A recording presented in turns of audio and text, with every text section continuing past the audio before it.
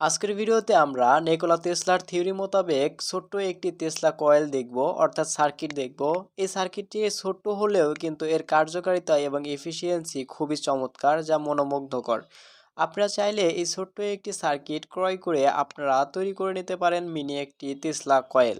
ভিডিওটি শুরু করার আগে আপনাদের কাছে ছোট্ট একটা রিকোয়েস্ট, যারা এখন পর্যন্ত আমার এই ছোট্ট চ্যানেলটাকে সাবস্ক্রাইব করেননি, দয়া করে চ্যানেলটা সাবস্ক্রাইব করে আমার পাশেই থাকবেন। টেসলা কয়েলটি তৈরি করার জন্য আমাদের পারচেজ করতে হবে এই ছোট্ট ধরনের একটি কিট। এটি মূলত সম্পূর্ণ আনঅ্যাসেম্বল করা থাকবে, অর্থাৎ আমাদের নিজেদেরই কিন্তু এটা অ্যাসেম্বলি করে নিতে হবে, কারণ সকল কম্পোনেন্টগুলো আলাদা আলাদা প্যাকেটে থাকবে, যার ফলে এই ডিভাইসটি কিন্তু আমাদের নিজেরই সোল্ডারিং করে বা অ্যাসেম্বলি করতে হবে।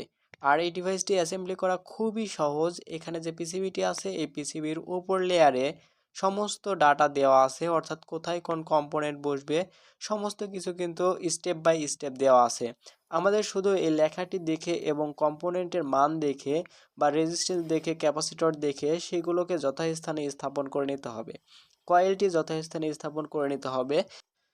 পিসিবির এই সাদা অংশের উপর আমাদের সেকেন্ডারি কয়েলটি স্থাপন হবে। এই কয়েলের যে কোনো একটি মাথার যে কপার তার আছে, এই কপার তারটা আমরা ইন্টিগ্রেটার দিয়ে উপরে যে ইনসুলেশন আছে সেই ইনসুলেশনটাকে রিমুভ করে নেব, যেন আমাদের সোল্ডারিংটা ভালোভাবে ধরে। এবং আমাদের একটি হট গ্লু গানের মাধ্যমে আমরা এই কয়েলটাকে এই সাদা অংশের সাথে এভাবে স্থাপন করে নেব। তবে এখানে অবশ্যই খেয়াল রাখবেন যেন আমাদের টেসলা কয়েলটা পিসিবির সাথে খুবই সন্নিকটে সংযোগ করা যায়, অর্থাৎ খুবই কাছাকাছি পিসিবির সাথে এভাবে বসিয়ে দিতে পারি। কারণ আমাদের যে সাদা অংশটা দেখতে পাচ্ছেন এই সাদা অংশটা কিন্তু প্রাইমারি কয়েল হিসেবে ব্যবহার হচ্ছে।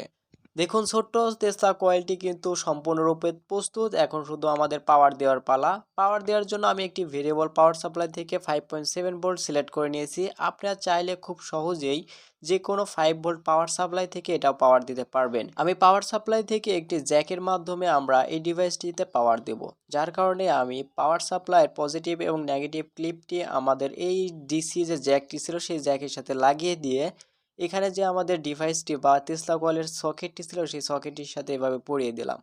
এবং আমরা যদি এখন সুইচটি পেস্ট করি তাহলে যে ভিতরে থাকা এলইডিটি জ্বলবে। এলইডি জ্বলা মাত্রই আমাদের বুঝতে হবে যে আমাদের ডিভাইসটি বা টেসলা কয়েলটি সার্কিটে পাওয়ার পেয়েছে। এখন যে আমাদের এই ল্যাম্পটি থাকবে এটিও কিন্তু আমাদের কিটের মধ্যেই দেওয়া থাকবে। দেখুন, ল্যাম্পটি আমরা কয়েলের কাছাকাছি নেওয়াতেই কিন্তু দূর থেকে জ্বলে উঠছে। এর মানে হচ্ছে আমাদের এই ছোট্ট টেসলা কয়েলটি কিন্তু পারফেক্টলি কাজ করছে, যেটা আপনারা দেখতে পাচ্ছেন। এটি একটি ছোট্ট কিট হলেও দেখুন অনেক দূর থেকেই কিন্তু এটা কাজ করতেছে। একসাথে আমি দুইটি নিয়ন ল্যাম্পও টেস্ট করার চেষ্টা করেছি। দেখুন, দুইটি এলইডি কিন্তু খুবই সুন্দরভাবে জ্বলছে। এখন চলেন এই সার্কিটের ফ্লেম দেখা যাক। আমি যে এখন 5.7 ভোল্ট দিয়ে খুব কাছাকাছি যদি আমরা হাত নিচ্ছি, কয়েলটির যে মাথাটি ছিল অর্থাৎ তামার মাথাটি ছিল, তখন দেখুন একদম খুবই কম পরিমাণ যে আগুনের শিখাটা ছিল সেটি বের হচ্ছিল।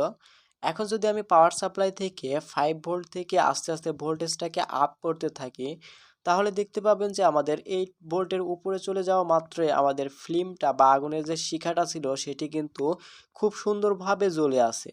এর মানে হচ্ছে আমাদের এই সার্কিটেতে 5 ভোল্ট দিলে টেসলা কয়েল হিসেবে কাজ করলেও যে আগুনের শিখাটা আছে সেটি কিন্তু ঠিকভাবে বের হবে না।